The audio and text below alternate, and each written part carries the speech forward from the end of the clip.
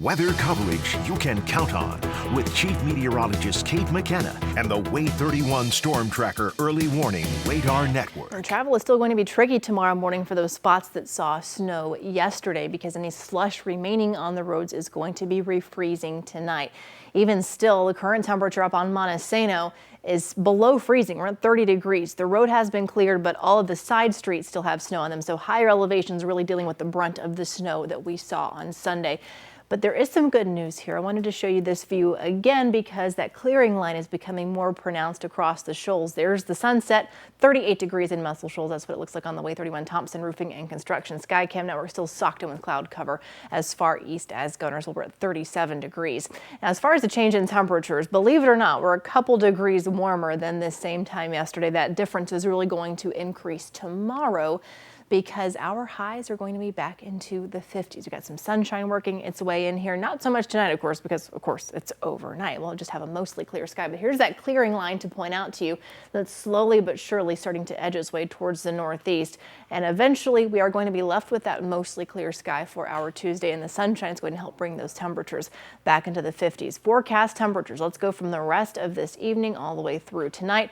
As we get into tomorrow morning, this data source is showing temperatures hovering around the freezing mark. I fully expect, as long as these clouds clear out, for some temperatures to be dropping into the upper 20s. And then by the afternoon, got a little more sunshine in here, and temperatures are going to be getting closer to the 50-degree mark. So warmer temperatures are on the way, but it's temporary. Got a couple of days here where the temperatures are going to be back near average, and then the bottom falls out yet again. So tomorrow morning at the bus stop, if of course your district is in session, most are, 30 degrees heading off to school, coming home from school. Our temperatures are going to be near 50, not as cold, with some sunshine expected. Future radar shows those clouds continuing to thin as the night goes on.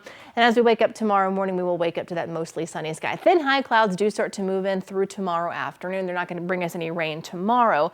By Wednesday, though, it's a different story. Through Tuesday night into Wednesday morning, clouds start to stream back into the area. Moisture starts to increase. This has stopped at noon.